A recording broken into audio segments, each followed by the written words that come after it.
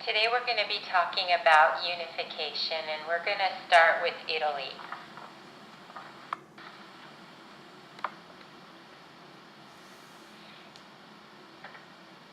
Italy has these nationalist leaders.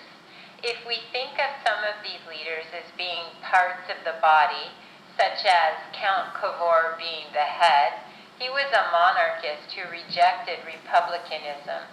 As Prime Minister of Piedmont, also known as the Kingdom of Sardinia, Cavour's secret diplomacy is responsible for the Italian peninsula becoming a nation-state under a constitutional monarchy. Cavour had no respect for the ideas of Mazzini. He believed in economic progress and represented a moderate, liberal, monarchist alternative to both republicanism and reactionary absolutism in Italy. Next, we look at Garibaldi. He's the sword. He's a Republican nationalist. Garibaldi became the most important nationalist leader in Europe. His goal was to drive Austria out of Italy. Next, we have Mazzini. He's the heart, the leader of romantic Republican nationalism. And finally, when all is said and done, King Victor Emmanuel II will be the leader of Italy. Not everyone was happy, though. The papacy would confine itself to the Vatican and remain hostile to the Italian state until the Lateran Accord of 1929. So now we're going to take a look at the steps in the unification of Italy. In step one, we see the rise of the secret societies. This one is the Carbonari.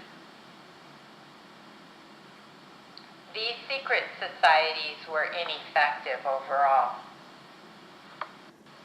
Step two, Piedmont, Sardinia sends troops to the Crimea.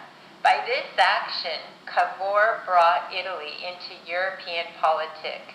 He hoped Italy would eventually be allowed to govern itself. Cavour sent 10,000 troops to help France and Britain. In step three, we see Cavour and Napoleon III meet. The two men plotted to provoke a war in Italy that would permit them to defeat Austria.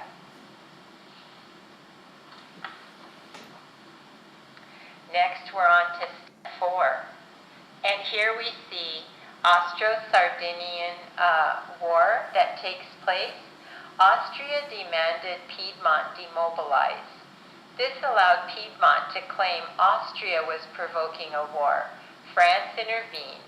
This war drove Austria out of most of northern Italy.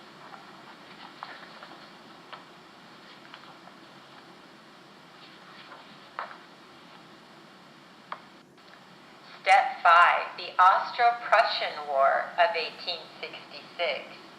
Italy allied with Prussia in this Austro-Prussian War. The result of the Austro-Prussian War was Austria lost control of Venetia, and Venetia was annexed to Italy. In step six, Garibaldi accepted Piedmontese domination. In step seven, French troops leave Rome in 1870. Rome was annexed by the Italian state and made its capital. So at this time, Italy is united.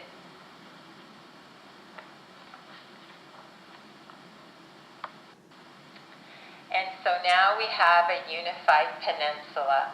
A contemporary British cartoon entitled "Right Leg in the Boot at Last" shows Garibaldi helping King Victor Emmanuel put on the Italian boot.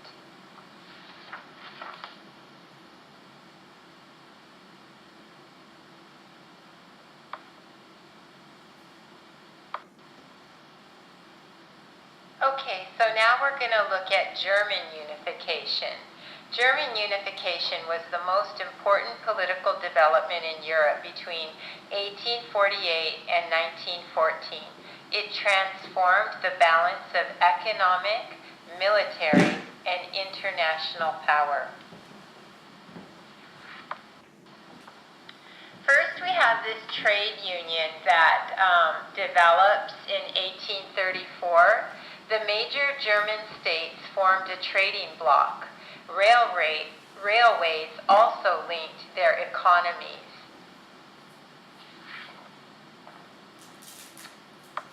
And we have this growing rivalry between Prussia and Austria.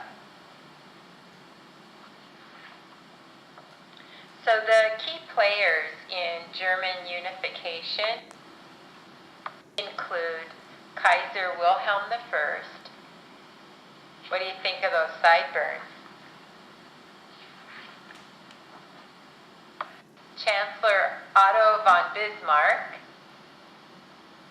And what's notable about Bismarck is that he had Junker roots, and we remember that a Junker is a noble landlord, and he practiced realpolitik. That is something that we talked about in the point-counterpoint.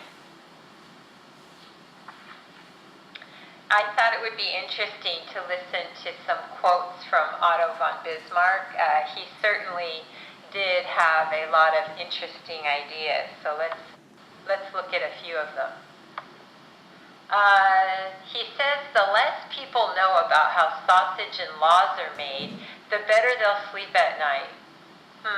What do you think he means by that? And then another very interesting thing he says is, never believe in anything until it has been officially denied. That's kind of cynical, don't you think? Something he's also very famous for having said, the great questions of the day will not be settled by speeches and majority decisions. That was the mistake of 1848 and 1849, but they will be settled by blood and iron.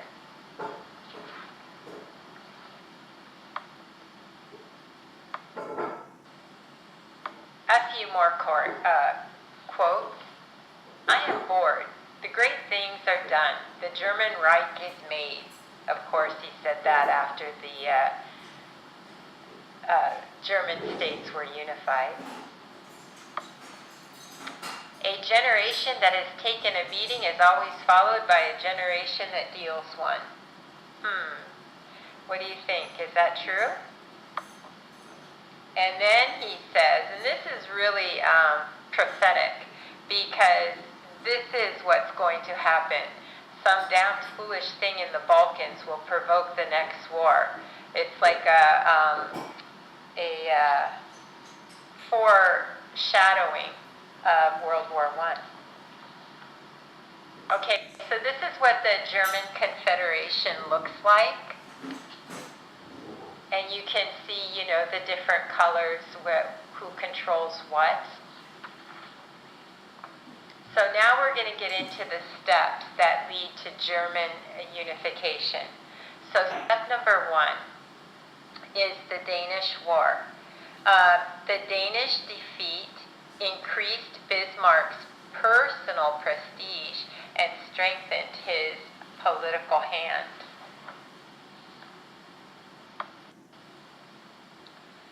Step 2 is the Austro-Prussian War of 1866. Administration of Schleswig and Holstein created tensions between Austria and Prussia. Bismarck ordered the Prussian forces to be as obnoxious as possible to the Austrians. When the Austrians appealed to the German Confederation to intervene, Bismarck claimed their request violated the Convention of Gastein.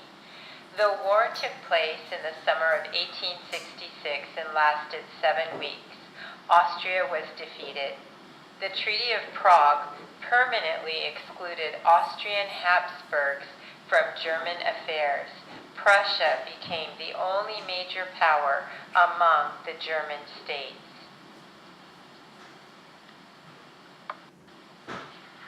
Step 3, creation of the Northern German Confederation in 1867.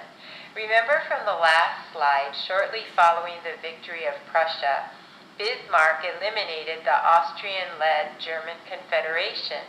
The King of Prussia was the president of this confederation of northern German states, and Bismarck was the chancellor. Under Bismarck's guidance, the monarchy and the army became the most popular institutions in the country.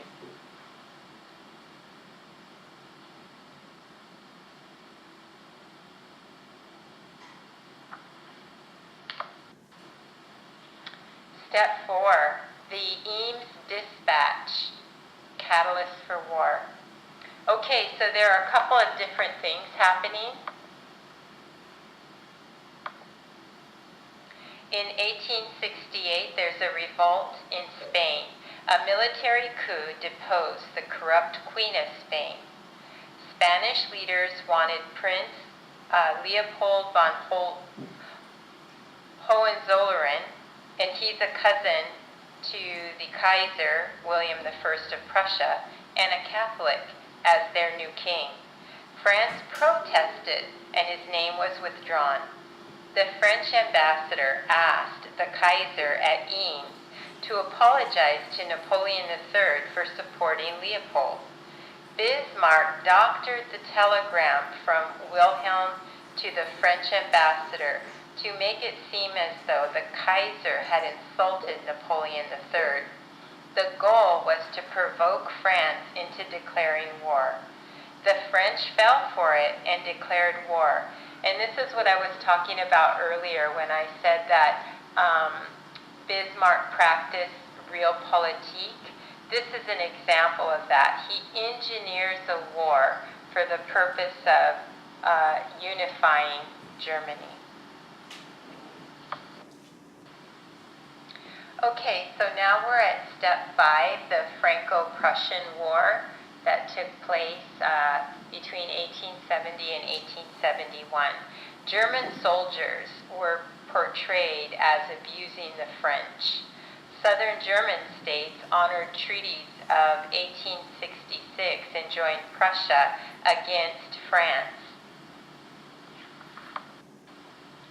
So France loses, and the picture that you see there is an illustration of Bismarck and Napoleon III after the Battle of Sedan. The Germans not only beat the French, but also captured Napoleon III. The emperor was allowed to go into exile in England. Okay, so now we're looking at the Treaty of Frankfurt. Takes place in 1871.